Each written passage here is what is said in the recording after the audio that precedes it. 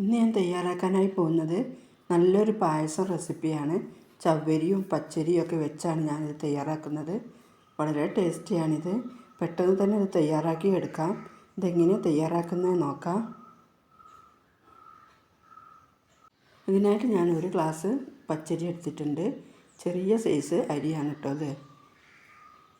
ഇനി ഇതിലേക്ക് വലിയൊരു മുറി തേങ്ങ എടുത്തിട്ടുണ്ട്.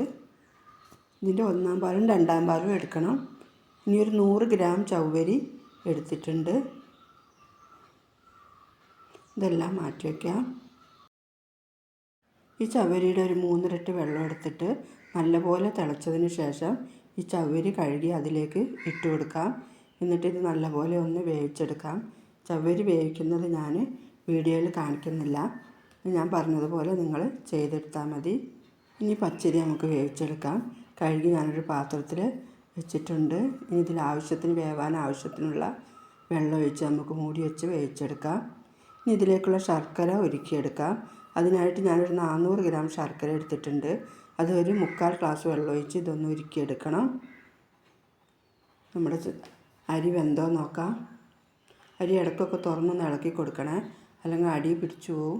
കുക്കറിലാണെങ്കിൽ ഇത് 2 വിസിലടിച്ചു കൊടുത്താൽ മതി. നല്ലപോലെ വെന്ത് കിട്ടും. നമ്മുടെ അരിയൊക്കെ വെന്തിട്ടുണ്ട്.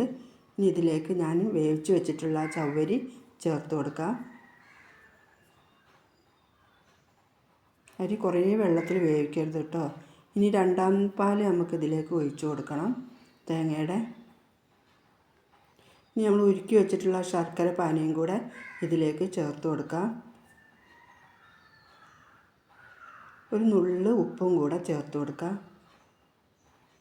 ഇനി നല്ലപോലെ ഇളക്കി അത് നല്ലപോലെ ഇതൊക്കെ ഒന്ന് പിടിച്ചു വരട്ടെ. ആ മധുരവും എല്ലാ അരിയിലും ചവ്വരി എല്ലാം ഒന്ന് യോജിച്ച് വരട്ടെ.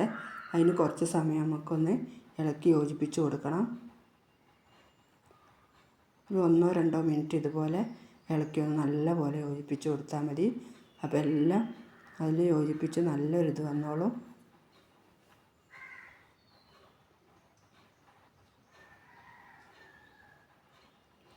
ശർക്കര പാനിയൊക്കെ അതിലെല്ലാം പിടിച്ച് നല്ലൊരു ടേസ്റ്റ് വന്നിട്ടുണ്ട്. ഇനി ഇതിലേക്ക് നമുക്കൊരു 4 ഏലക്ക പൊടിച്ച് വെച്ചിട്ടുണ്ട്. അത് ഇതിലേക്ക് ചേർത്ത് കൊടുക്കാം.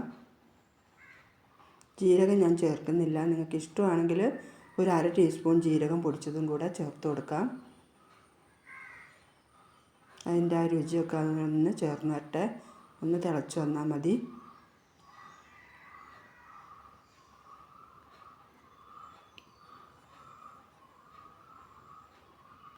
ഇത് റെഡി ആയിട്ടുണ്ട്.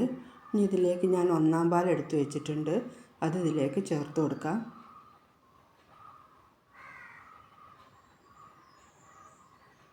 ഒന്നാം പാൽ ചേർത്താൽ വേഗം ഇളക്കി കൊടുത്തുകൊണ്ടേ ഇരിക്കണേ. ഇത് തിളച്ച് പോകരുത്. നല്ലപോലെ ഒന്ന് ചൂട് വന്നാൽ നമുക്ക് തീ ഓഫാക്കി കൊടുക്കാം. നല്ല തിളച്ച് പോയാൽ ആ തേങ്ങാപ്പാലിൻ്റെ രുചിയൊക്കെ മാറിപ്പോവും. നല്ലപോലെ ഒന്ന് ചൂടായി വന്നതിന് ശേഷം നമുക്ക് തീ ഓഫാക്കി കൊടുക്കാം.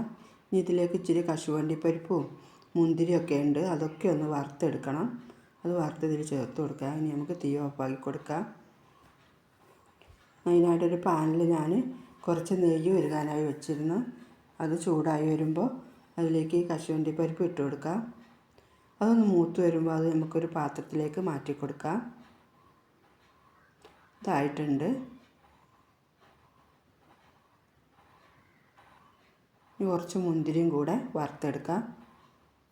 മുന്തിരിയും കശുവണ്ടിയൊക്കെ എത്ര ഇട്ടാലും പായസത്തിന് നല്ല ടേസ്റ്റാണ് കേട്ടോ. വീഡിയോ ഇഷ്ടപ്പെട്ടാൽ ലൈക്കും സബ്സ്ക്രൈബും കമൻറ്റൊക്കെ ചെയ്യണേ. ലൈക്ക് ചെയ്യാനൊക്കെ മറക്കല്ലേ. സബ്സ്ക്രൈബ് ചെയ്യാത്തവരൊക്കെ ഒന്ന് ചെയ്യണേ. ഇതായിട്ടുണ്ട്. നമുക്ക് പാത്രത്തിലേക്ക് മാറ്റി കൊടുക്കാം. വളരെ പെട്ടെന്ന് തയ്യാറാക്കാൻ പറ്റിയ വിഭവങ്ങളാണ് എൻ്റെ ചാനലിലുള്ളത്. എല്ലാവരും ഇത് കണ്ടു നോക്കണേ. നമുക്കിതെല്ലാം ഇതിലേക്ക് ചേർത്ത് കൊടുക്കാം. പായസം തീ ഓഫാക്കി ഇറക്കി വെച്ചിട്ട് ഇതൊക്കെ ചേർക്കാവുള്ളൂ. അല്ലെങ്കിൽ മുന്തിരിയും ഇതൊക്കെ അതിൻ്റെ താഴത്തോട്ട് പോകും. വളരെ ടേസ്റ്റിയായ ഒരു പായസം കേട്ടോ. ഈ സ്കൂൾ അടവിന് കുട്ടികൾക്കൊക്കെ ഉണ്ടാക്കി കൊടുക്കാൻ പറ്റിയ നല്ലൊരു പായസം കേട്ടോ. പെട്ടെന്ന് തന്നെ തയ്യാറാക്കി എടുക്കാം.